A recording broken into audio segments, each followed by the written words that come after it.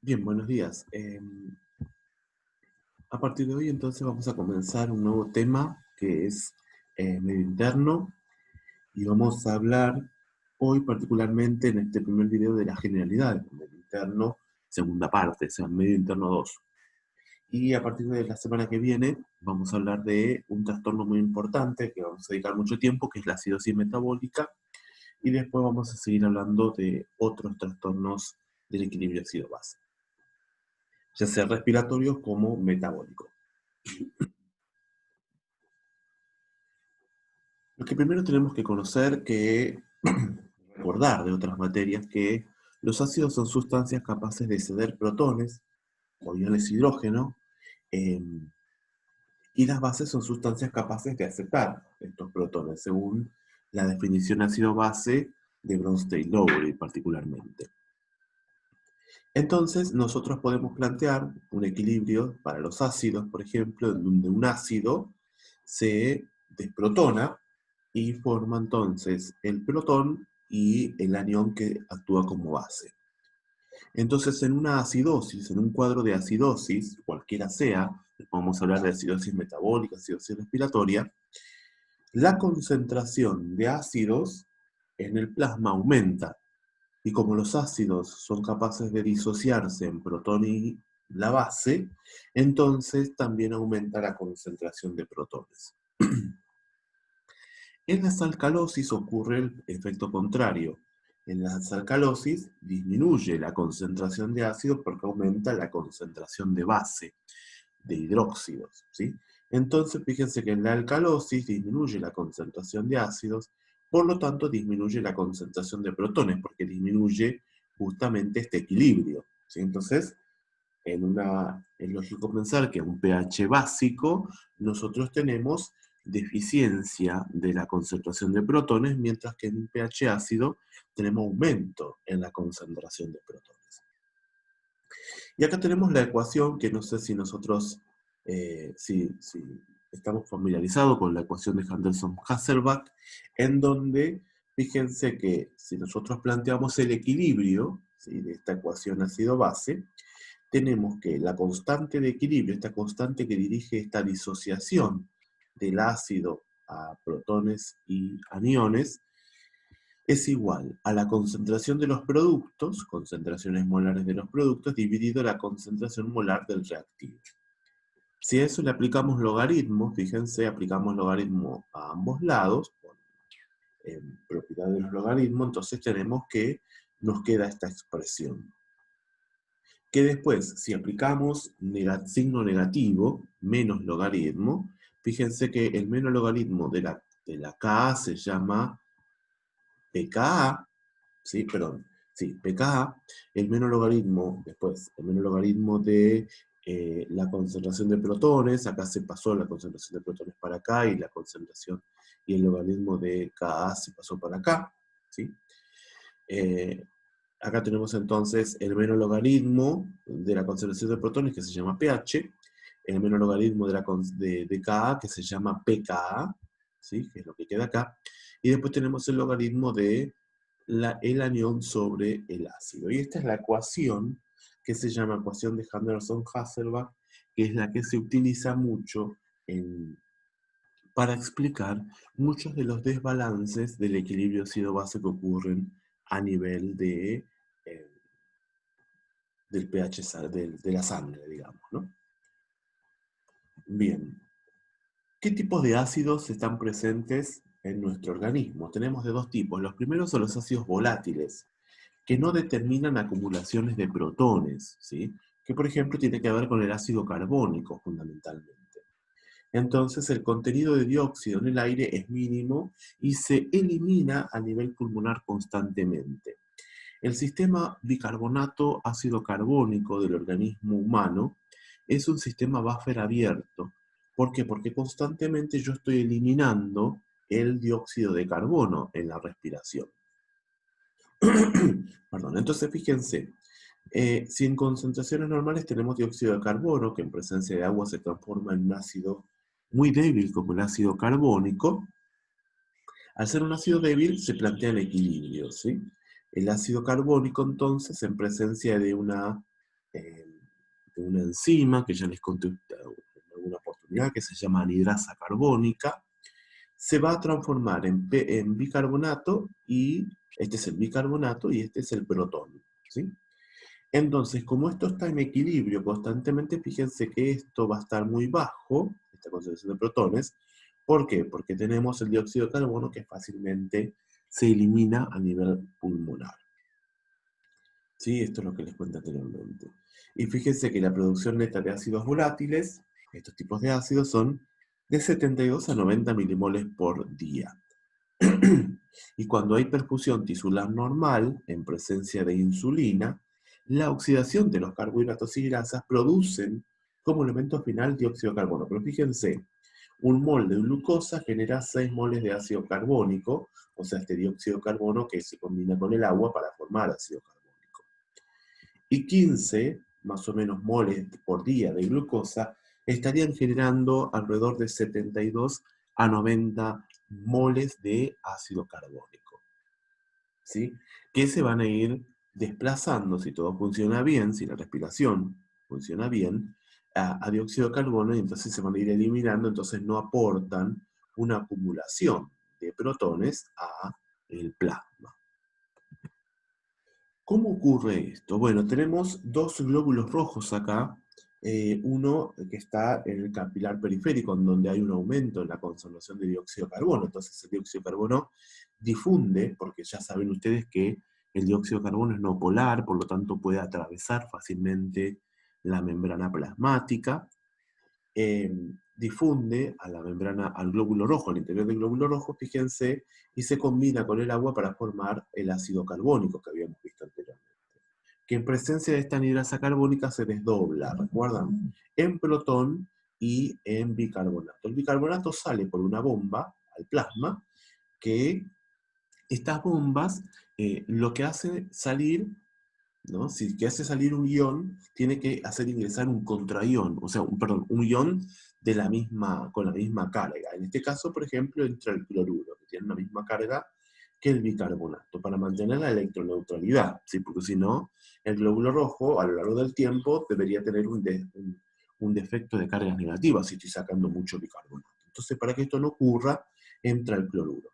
Y este protón que está formándose acá, como consecuencia de la acción de la anhidrasa carbónica, interactúa con la hemoglobina. Fíjense que la hemoglobina viene oxigenada, cargada de oxígeno, porque está viniendo del pulmón, y de esa manera se reduce la hemoglobina, porque se une a este protón, y libera al capilar, a la célula, digamos, al intersticio celular, el oxígeno. De esa manera hay un intercambio de oxígeno a nivel tisular.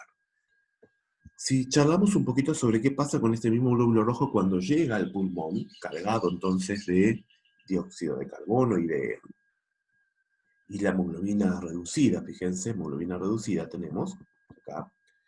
¿Qué es lo que pasa?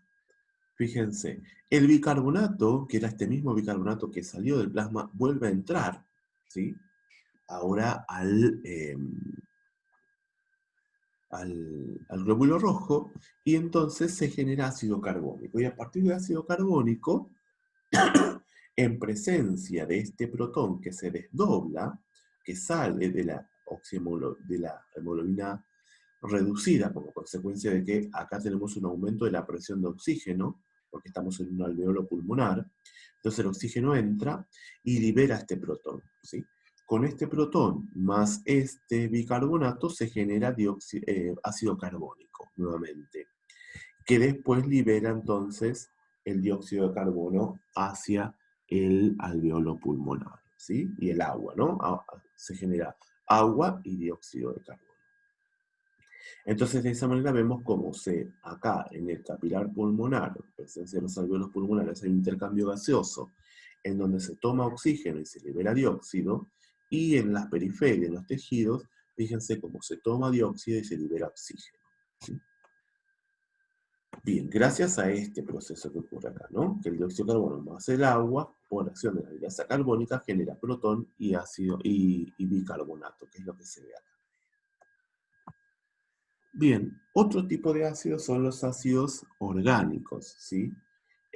Los ácidos orgánicos son ácidos fijos, fíjense que dice que son formados por el metabolismo incompleto de los carbohidratos, y acá entran a jugar, por ejemplo, el láctico, las cetonas, que vamos a charlar mucho, cuando hay mala perfusión tisular o deficiencia de insulina. ¿Sí? Las cetonas se producen cuando hay deficiencia de insulina.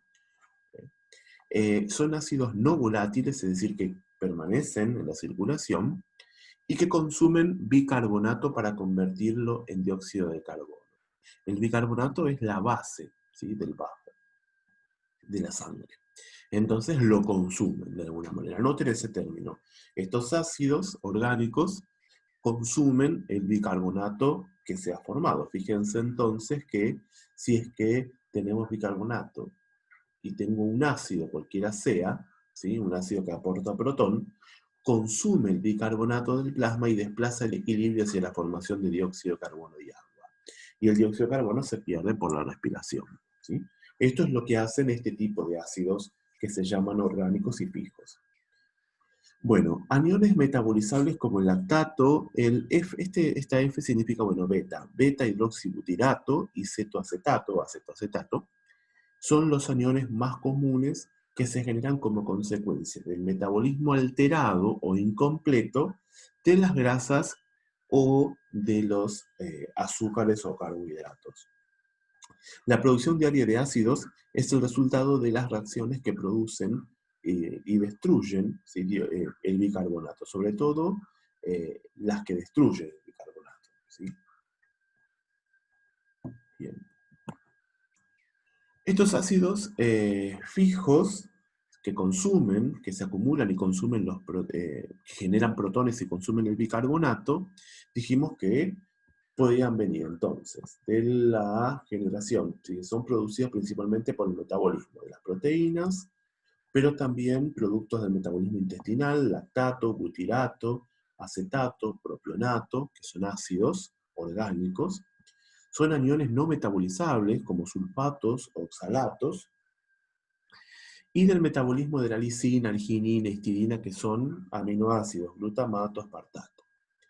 Fíjense la producción neta de ácidos fijos por día que se dan. Fíjense, unos 50 a 70 milimoles por día de protones, gracias a la presencia de estos ácidos, que fíjense que son de 50 millones a 70 millones de milimoles, de nanomoles, perdón, por día.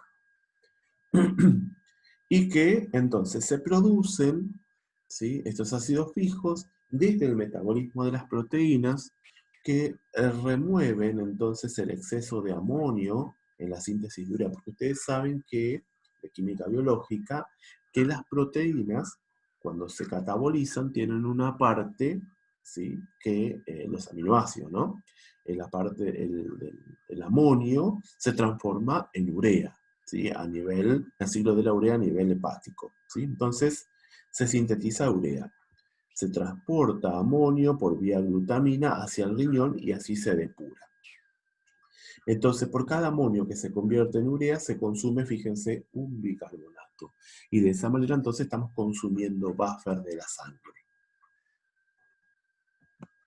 Bien. La base, entonces, que nosotros vamos a considerar siempre, o la más importante del sistema buffer de la sangre, este es otro dato importante que tienen que tener, es el bicarbonato.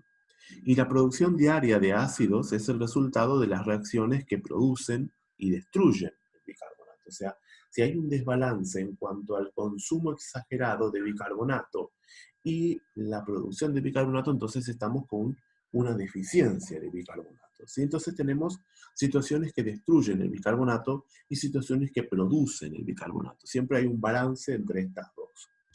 Fíjense, tenemos acá situaciones que producen destruyen bicarbonato. Los ácidos fijos orgánicos que habíamos dicho, el metabolismo anaeróbico de glúcidos generando ácido láctico, el metabolismo de ácidos grasos y aminoácidos básicos generando los compuestos cetónicos, los cuerpos cetónicos, metabolismo de la metionina y la cisteína, etc. Y fíjense que se destruyen diariamente de 200 a 220 miliequivalentes de bicarbonato por día. Mientras que las situaciones que producen el bicarbonato, fíjense que son metabolismo de carbohidratos con carga negativa, metabolismo de aminoácidos ácidos, y se producen diariamente 150 mil equivalentes de bicarbonato por día. Fíjense entonces que estamos en un desbalance, en un balance negativo, se destruye más de lo que se produce. Si esto es así, simplemente nos vamos a quedar sin bicarbonato.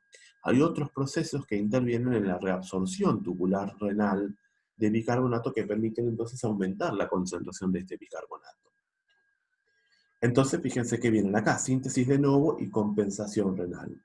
¿Sí? La producción en el túbulo cortical, túbulo contornado cortical de bicarbonato, la secreción distal de protones, recuerden ustedes que si se secreta protones se reabsorbe bicarbonato a nivel renal, y la bomba de protones ATPasa, o la bomba de protón potasio ATPasa, que son reguladas por la aldosterona y que permiten entonces la excreción de protones y la reabsorción tubular de bicarbonato.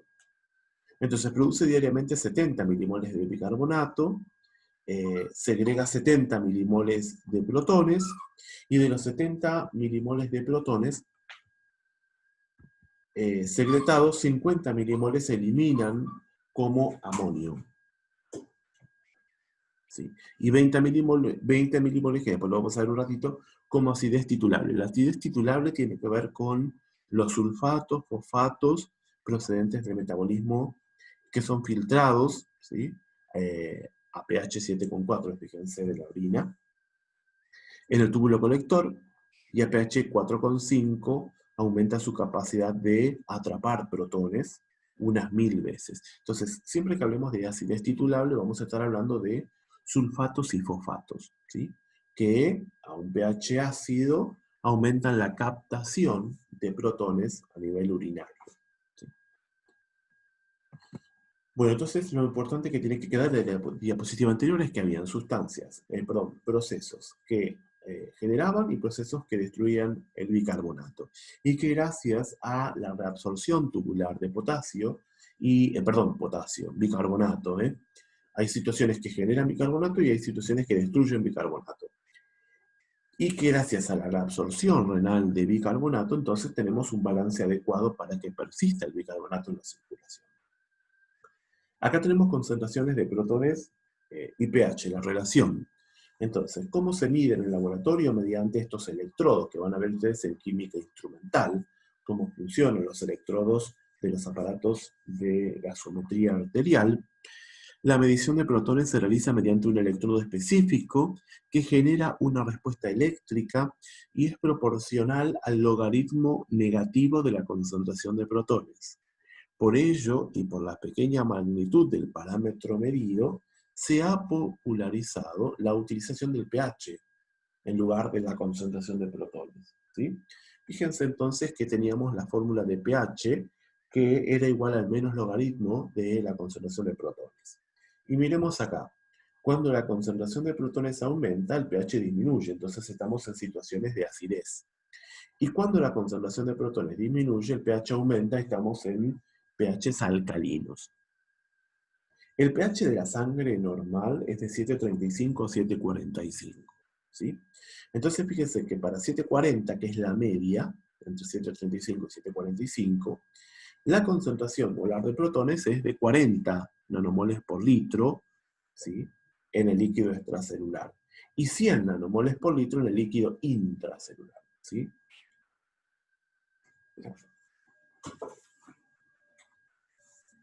Bien, entonces, se mantiene constante a 3000 nanomoles por día, y hay un intercambio, o hay un recambio constante de 50 a 70 millones de nanomoles, 50 millones, 70 millones de nanomoles por día. ¿Sí?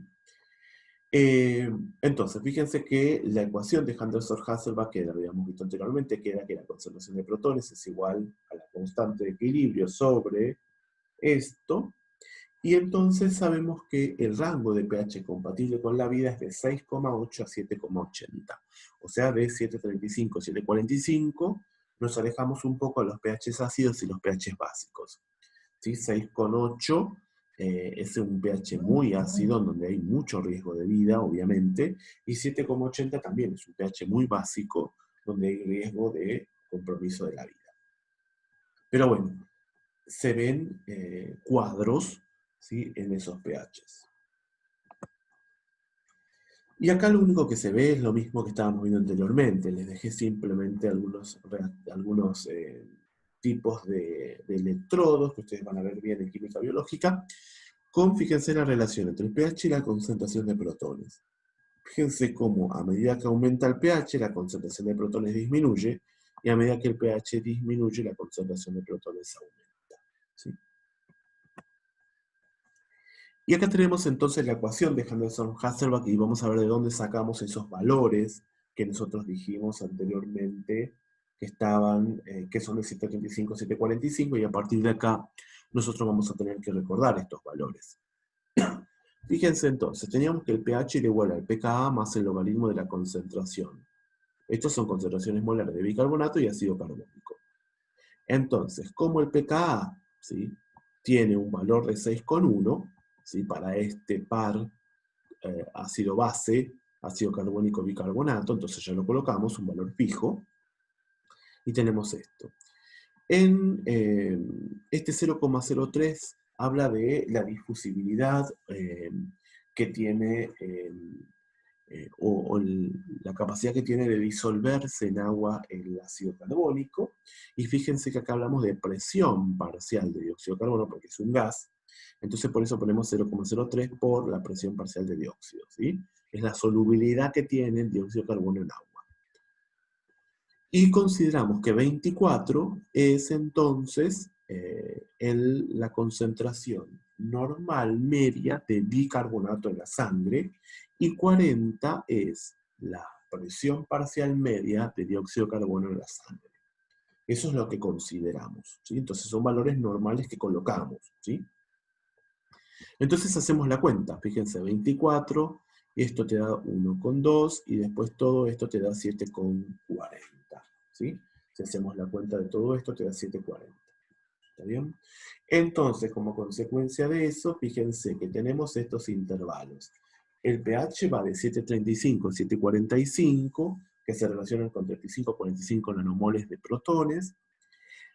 La PCO2 va desde 35 a 45 milímetros de mercurio, con una media de 40 milímetros de mercurio, que es lo que colocamos acá, ¿sí? La solubilidad del dióxido de carbono es 0,03 miliequivalentes por litro, que es lo que colocamos acá. El bicarbonato va de 22 a 26, con una media de 24, que es lo que colocamos acá. El exceso de base, definimos exceso de base como los miliequivalentes de bicarbonato que hay que aportar a 1 litro de plasma sanguíneo, o que hay que sacar de 1 litro de plasma sanguíneo, para llevar el pH a los valores normales, ¿sí? Entonces este exceso de base puede ser positivo o negativo, ¿sí?, según necesite agregar bicarbonato o necesite sacar bicarbonato.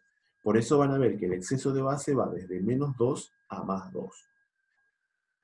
Y el pKa de la relación ácido carbónico-bicarbonato es 6,1, que esto es lo que ya dijimos que se conocía, por eso pusimos directamente al pKa 6,1. Entonces ahora al más estos valores ya los debemos acordar, nos debemos acordar. Entonces, con todo eso, fíjense que el pH nos va a quedar, si eliminamos todo esto, que se relaciona con, y esta es una fórmula muy importante, el pH se va a relacionar con la concentración de bicarbonato y la PCO2. Entonces, el pH aumenta, se aumenta la concentración de bicarbonato, o si disminuye la presión de dióxido. Y el pH disminuye, si disminuye la concentración de bicarbonato, o aumenta la presión parcial de dióxido de carbono, ¿sí? Esas cosas tienen que ir quedando en claro, y acá tienen nuevamente los valores normales con las medias. Fíjense que yo les había dicho anteriormente, la media del pH es 7,40, la media del bicarbonato es 24, y la media de la PCO2 es 40 milímetros de mercurio. Bien, ¿cuáles son las respuestas entonces fisiológicas a una alteración del equilibrio ácido-base? Tenemos varias respuestas. Fíjense, la primera tiene que ver con los buffers o amortiguadores, ¿sí?, del líquido intracelular y del líquido extracelular. Fíjense, 60% del intra y 40% del extracelular, que son los buffers que están normalmente en la sangre y que son los primeros que van a reaccionar ante un aumento o una disminución en la concentración plasmática de protones. ¿Qué pueden ser, por ejemplo, dentro de todo las proteínas, por ejemplo, plasmáticas? Yo les dije en algún momento que los aminoácidos tienen cierta característica anfotérica, es decir, pueden actuar como ácido o como base, ¿sí? Entonces, las proteínas interaccionan, son la primera línea de defensa ante un aumento o una disminución de la concentración de protones. Después, ¿qué tenemos?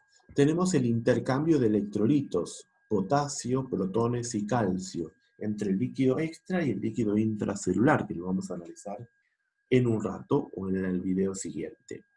Después tenemos la parte respiratoria, con la excreción o retención de dióxido de carbono. Si yo tengo un pH ácido, es obvio que voy a aumentar la frecuencia respiratoria para eliminar más dióxido de carbono. Pero si tengo un pH básico, o sea, si estoy en una alcalosis, es lógico pensar que voy a disminuir, ¿sí?, el proceso respiratorio, la mecánica respiratoria, para que el dióxido de carbono permanezca en la circulación, se combine con el agua y se transforme entonces en ácido carbónico, y de esa manera aporte protones para disminuir ese pH básico que estaba teniendo el plasma. ¿Estamos de acuerdo? Después tenemos la parte renal, ¿sí?, en donde fíjense que tenemos la excreción de protones, entonces la orina se acidifica, si es que tenemos una acidosis, o se alcaliniza porque retiene protones, si tenemos una alcalosis, y tenemos reabsorción y formación de bicarbonato a nivel renal, ¿sí?, que es lo que charlamos anteriormente, ¿sí? Entonces fíjense que esto lo podemos dividir, o sea, esto lo podemos hacer como que la ecuación de Henderson-Hasselbalch se relaciona con los riñones y los pulmones, ¿sí? Entonces, estos dos órganos, muy importantes, van a regular el pH sanguíneo finalmente. Entonces, el 50% de los protones neoformados o añadidos es amortiguado por el bicarbonato, ¿sí?, extracelular. El resto lo es por el bicarbonato intracelular y por amortiguadores no bicarbonato, o sea que tienen que ser proteínas, por ejemplo, u otras sustancias que actúan como buffer y que están dentro en el plasma sanguíneo. ¿Cómo se van activando estos procesos? Estos procesos no se activan todos a la vez, sino que muchos tardan en el tiempo, demoran en ponerse en juego a lo largo del tiempo. Fíjense este gráfico en donde vemos acá, por ejemplo, primero la contribución de los buffers que es instantáneo, ¿ven? Los buffers sanguíneos, cómo instantáneamente actúan tratando de normalizar el pH sanguíneo. Después tenemos el intercambio de electrolitos entre el medio intra y extracelular, fíjense, ¿sí?, que demora un poquito, pero ocurre también, que después vamos a ver cómo se manifiesta desde el punto de vista de los iones. Después viene la compensación respiratoria, fíjense que demora un poco más, pero rápidamente se pone en juego la compensación respiratoria.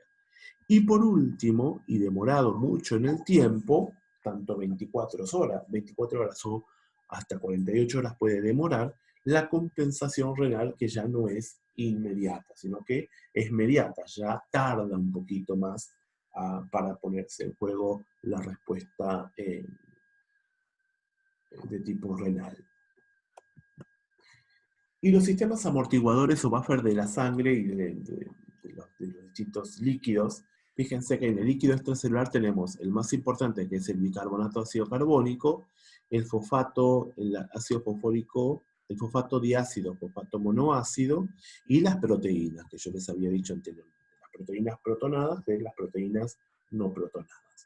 Dentro de las células, el líquido intracelular, tenemos las proteínas, fundamentalmente. Después tenemos el mismo buffer anterior, el fosfato diácido, fosfato monoácido, y la hemoglobina, en el caso de tener los glóbulos rojos, por ejemplo. En el hueso tenemos el carbonato, y en la orina, fíjense, tenemos los mismos buffers anteriores, el bicarbonato ácido carbónico, el fosfato diácido, el fosfato monoácido, pero tenemos el amoníaco amónico. ¿sí? Como base fundamental. Y acá les dice que el sistema bicarbonato-ácido carbónico es el buffer sistémico más importante. A un pH normal, la concentración de ácido carbónico es 340 veces menor que la de dióxido de carbono disuelto, y 6.800 veces menor que la de bicarbonato. Por ello se considera directamente al dióxido de carbono y al bicarbonato, no se considera al ácido carbónico en la fórmula.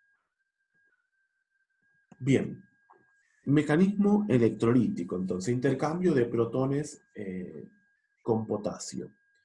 Se vio que en las células, cuando hay un aumento en la concentración plasmática de potasio, lo que va a pasar, y recuerden un poquito cuando hablábamos de discalemias, es que cuando hay mucho protón en el medio extracelular, ingresa protón a la célula y sale potasio, ¿sí? Por eso es que generalmente las acidosis, tanto metabólicas como respiratorias, pueden cursar con hipercalemia, porque sale potasio para que entre el protón a la célula y para esa manera disminuir la concentración plasmática de protón en la sangre, ¿sí? Entonces acá dice que las alcalosis se acompañan de hipocalemia y las acidosis se acompañan de hipercalemia, ¿sí? También eso es lo más importante que quiero que ustedes sepan de esta diapositiva. Pero también hay el balance de cloruro que se intercambia con libertad de los túbulos renales, ¿sí?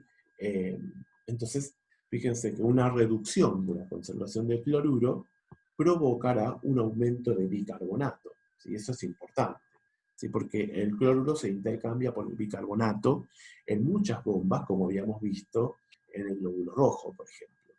Y la otra que tenemos es el intercambio de calcio con protones, ¿sí? Entonces también pasa lo mismo, ¿sí? Tenemos una hipercalciuria en acidosis crónicas. ¿Por qué? Porque si tenemos una acidosis crónica, el protón se intercambia con el calcio, ¿sí? De esa manera entonces tenemos hipercalciuria y termina entonces perdiéndose calcio. Bien, dentro de los mecanismos respiratorios que tenemos que conocer, fíjense que los pulmones, dijimos, eran la segunda línea de defensa contra las alteraciones ácido-base, y en acidosis metabólica nosotros vemos que hay un aumento en la concentración de protones. Esto activan los quimioreceptores y los barroreceptores, que entonces van a activarlos, aumentan los centros respiratorios y músculos respiratorios, o sea, se activan estos centros respiratorios y se activan también los músculos respiratorios, que van a generar un aumento de la ventilación alveolar. El aumento de la ventilación alveolar va a generar dos efectos. Por un lado, el buscado, que es la disminución de la presión de dióxido de carbono, ¿sí? Como consecuencia la disminución del ácido carbónico y como consecuencia la disminución de los protones, pero también aumenta la presión de oxígeno, ¿sí? Porque aumenta la ventilación alveolar. Si estamos en una alcalosis metabólica, tenemos una concentración disminuida de protones. Esto lo que va a hacer es disminuir la activación de la estimulación de los quimioreceptores y barroreceptores, que generan una disminución de la estimulación de los centros respiratorios y los músculos respiratorios. ¿Esto qué hace? Disminuye la ventilación alveolar y tiene dos efectos nuevamente. Si disminuye la mecánica ventilatoria, aumenta la PCO2, es decir, aumenta la concentración de bicarbonato, aumenta la concentración de protones, ¿sí? Pero también disminuye la presión de oxígeno, ¿sí? Entonces, mecanismo, si disminuye el pH, aumenta la frecuencia respiratoria y esto se conoce como respiración de Kussmaul, ¿sí? Que les voy a nombrar de nuevo cuando hablemos de acidosis metabólica, particularmente de cetocidosis metabólica. Y si aumenta el pH, entonces disminuye la frecuencia respiratoria porque la PCO2 debería aumentar, ¿sí? Fíjense que el tiempo de respuesta es en minutos y la compensación completa se da a las 12 o 24 horas. Y ahí se empieza a solapar con la compensación renal, ¿sí? Muy bien. Fíjense entonces que acá tienen dos formulitas. La ventilación por minuto tiene que ver con la frecuencia respiratoria por el volumen total y la presión de dióxido se da como consecuencia de la producción dividido en la ventilación alveolar. ¿Esto qué quiere decir? Que si aumenta la ventilación alveolar disminuye la PCO2 y que si aumenta la producción aumenta la PCO2. ¿Sí? Es muy sencillo. Son conceptos muy nuevos que estamos viendo, pero que son claves para analizar después lo que se viene, que son los parámetros ácido-base. Bueno, el mecanismo renal, tenemos que ver con la compensación de tipo renal, que es la tercera y última línea de defensa frente a las alteraciones ácido-base, que dependen de 4 funciones renales.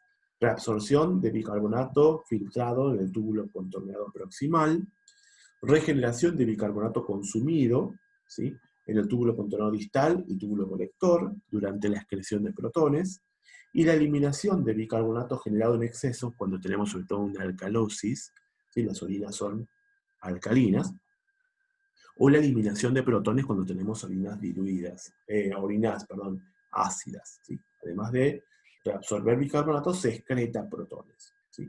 Fíjense que la duración es de 3 a 5 días en compensación y que demora para que se activen 24 a 48 horas.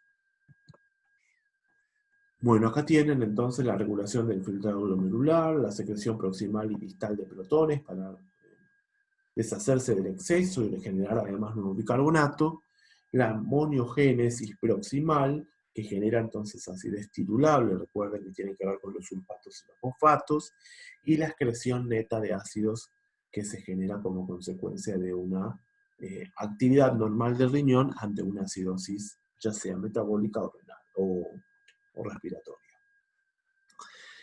Vamos a pasar, pero acá tienen entonces la explicación de cómo ocurren cada uno de los procesos, leanlo simplemente, cómo se regulan el filtrado glomerular, aumento entonces, reducción, aumento, cualquiera de las dos, de la carga filtrada de bicarbonato. ¿Por qué dice reducción-aumento? Porque si es que necesito retener bicarbonato, se reduce entonces la carga filtrada, y si necesito excretar bicarbonato porque tengo exceso, entonces aumento, ¿sí?, el filtrado glomerular, aumento la carga filtrada. Bueno, acá tienen la secreción proximal de protones, la amoniogénesis proximal y la secreción distal de protones. Esto es lo que les conté anteriormente, la reabsorción proximal de bicarbonato y la secreción de protones, en donde el protón secretado se va a unir al bicarbonato, presencia de anhidasa carbónica para generar dióxido de carbono, que ingresa a la célula, donde también se vuelve a interactuar con la anhidasa carbónica con el agua, genera bicarbonato que se elimina entonces a la sangre, ¿sí?, el bicarbonato, y con el sodio. Bien. Lo importante de saber, bueno, esto lo vamos a pasar, pensé que lo había sacado, que el efecto neto de la excreción de un protón es el retorno de un bicarbonato y un sodio a la circulación, ¿sí? Que eso es como la consecuencia. Bueno, vamos a retomar un poquito de los análisis de los gases en sangre ya. El pH permite estimar entonces la gravedad del trastorno ácido-base, pHs ácidos o pHs básicos. En los trastornos simples se desplazan en dirección con la patología primaria, y en trastornos mixtos sufren desplazamientos extremos mixtos en la misma dirección o neutros trastornos cruzados, o sea, una acidosis con una alcalosis, ¿sí? Los dos factores de los cuales depende el pH sanguíneo son la presión de dióxido de carbono y el bicarbonato. La presión de dióxido, que determina la concentración de ácido carbónico, indica un trastorno de tipo respiratorio, indica si la compensación es adecuada o no después, y permite diagnosticar trastornos mixtos. La concentración de bicarbonato es la diferencia de la concentración total de cationes y la suma de las concentraciones de todos los aniones, indica un trastorno metabólico, indica si la compensación renal es adecuada y permite diagnosticar también trastornos mixtos. Entonces, ¿qué tenemos que observar de un estado ácido-base? Tenemos que observar el pH, el PCO2 y el bicarbonato fundamentalmente. Esos tres valores tenemos que mirar primero. Bien, acá tenemos los valores, ¿sí? Los valores de referencia para una sangre venosa y una sangre arterial. Una sangre venosa, fíjense, 132, 138, es levemente un poquito más ácido que lo que sería una sangre arterial. La PCO2 está un poquito más elevada, obviamente, que en la sangre arterial, y el bicarbonato está más o menos constante, ¿sí? Es lo único que cambia. Tenemos que saber eso. ¿Por qué cambia el pH y la PCO2? Porque tiene gran contenido de dióxido de carbono la sangre venosa, a diferencia de la sangre arterial, que es la que está viniendo directamente del pulmón. Bien, la PO2, dice, es útil para evaluar la alcalosis respiratoria y determinar si el estímulo primario de la hiperventilación es la hipoxemia u otra causa. Eso es importante. Recuerden la definición de hipoxemia. Bueno. Y para ir terminando, vamos a ir viendo esto, que una alteración de la PCO2 produce una variación de pH en el sentido opuesto. Fíjense, si aumenta la PCO2, disminuye el pH. La disminución del pH es en el sentido, o la variación de pH es en el sentido opuesto al aumento de la PCO2. Y una alteración del bicarbonato, una disminución, por ejemplo, lleva a una variación del pH en el mismo sentido. ¿Sí? Lo ven acá. Y las respuestas compensatorias a nivel renal y respiratorio se producen en el mismo sentido que el trastorno primario. Es decir, que si yo tengo un aumento en la PCO2, la respuesta renal va a ser un aumento de bicarbonato, o sea, en el mismo sentido. Que si yo tengo una disminución de la concentración de bicarbonato, ¿sí? También la respuesta respiratoria, contraria, va a ser una disminución en la presión de dióxido de carbono. Es decir, lo que dice acá es la respuesta compensatoria a nivel renal o respiratorio se producirá en el mismo sentido que el trastorno primario. ¿Sí? ¿Qué es lo que les muestra acá abajo? Bien, esto lo pasamos porque ya lo vimos. Entonces se define acidosis respiratoria cuando la presión de dióxido aumenta, entonces el pH baja. Se define una alcalosis respiratoria cuando la PCO2 es respiratoria porque la PCO2 es la que se está moviendo, disminuye y entonces el pH aumenta. Se define como acidosis metabólica cuando el bicarbonato, por eso es metabólica, disminuye, entonces el pH disminuye, o una alcalosis metabólica cuando el bicarbonato aumenta, porque entonces el pH aumenta. Estamos en alcalosis. ¿Sí? Bien, y acá tenemos un resumen de los trastornos metabólicos y respiratorios. Chequéenlo, por favor. Y la clase, en el siguiente video, vamos a ver entonces alteraciones ácido-base ya. Y vamos a dedicarnos particularmente a la acidosis metabólica.